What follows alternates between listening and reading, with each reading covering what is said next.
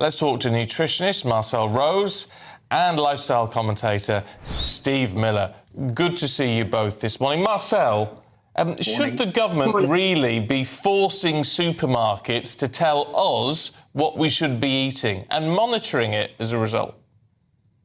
Yes, well, while these interventions are not enough alone, government can absolutely play a role in this. This is about public health, after all. And if the government can use low-cost approaches to support healthier decisions in, let's face it, what are unhealthy food environments, then it has a responsibility to do so, just as it does with clean air and safe roads or tobacco control. Steve? I've never heard so much claptrap in all my life. Let me tell you 3 reasons why this will fail.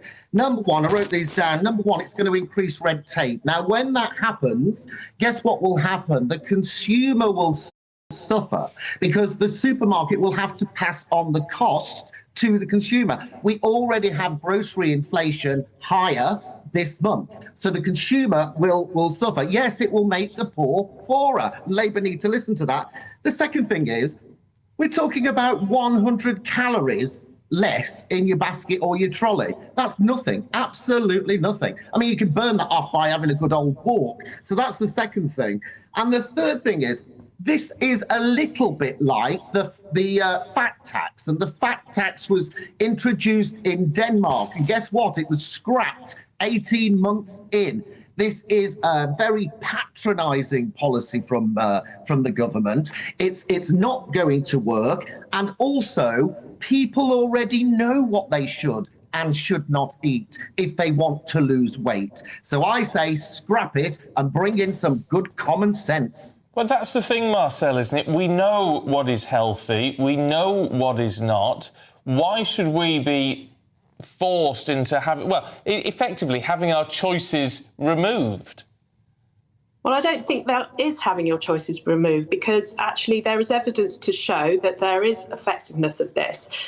We know back in 2020, one large supermarket chain actually showed this by reducing the price of fruit and veg, and they were able to increase sales by nearly 78%. We've also had research out earlier this year in May, a meta-analysis, which showed that certain interventions, such as the change in portion sizes of products and price interventions, have significantly improved changes in behaviour around food purchases across all income groups.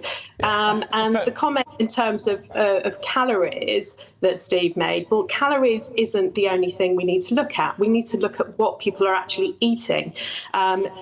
You know, calories is just one thing to look at, whereas actually if people are increasing the nutrient density in their diet, then they're going to be more healthy individuals. Yeah, you're going on to a completely different subject there. What we're talking about here this morning is the Labour government telling the shoppers what they should and should not buy in a supermarket. And it's at that point I draw a line and say, no, it's down to personal responsibility. And yes, I stand firmly by this, and I found this in my TV shows, that people know exactly what they should and should not eat if they want to manage their weight. It's not for the nanny to be poking the beak into my trolley. I think you're right. A lot of people do know what healthy eating is, but there is a huge amount of food poverty in this country, and where you can buy a sort of fast food cheeseburger for less than £1.50, and actually fresh produce is more expensive, then there's families across the country That's a different subject. That's a different subject. Let me finish. Families across the country are struggling to put food on the table. And if it's a matter of feeding their children with something rather than nothing at all, then what decision are they going to make? If we can make it easier for families to buy fresh produce, you have not thought this through. Then actually that is a positive thing. You have not thought this through because no. You have not thought this through because what will happen, you've got to understand in business, when you put lots of red tape into business, they will pass the cost of that on to the consumer. So what will happen is we will see grocery inflation increase.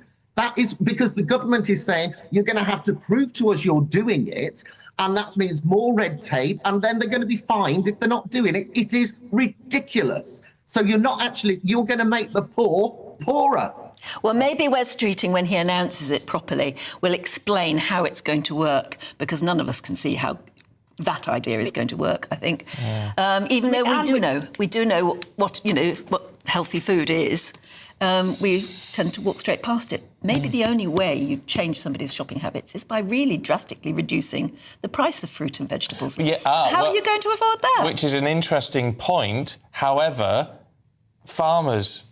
If you cut then it means you've got to buy it off the farmers for cheaper, and the farmers are already struggling with what they have to, what they get paid by the supermarkets anyway. So Labour are part of the priorities, guys. The Labour Party, they should be focusing on other priorities: stopping the boats, sorting out the wider economy, stop people being stabbed on the street, rather than telling us what we can put into our shopping basket. I don't think we've got to leave it there. Either or. Is it? It's not a matter of either or. This is a public health policy. I'm not a Labour spokesperson here, but like I said, we've got to wait for Wes Streeting to explain how it's going to work and see if that impresses us. But for the moment, Marcelle and Steve, thank you so much. I'm so sorry we can't go on any longer. Thank you.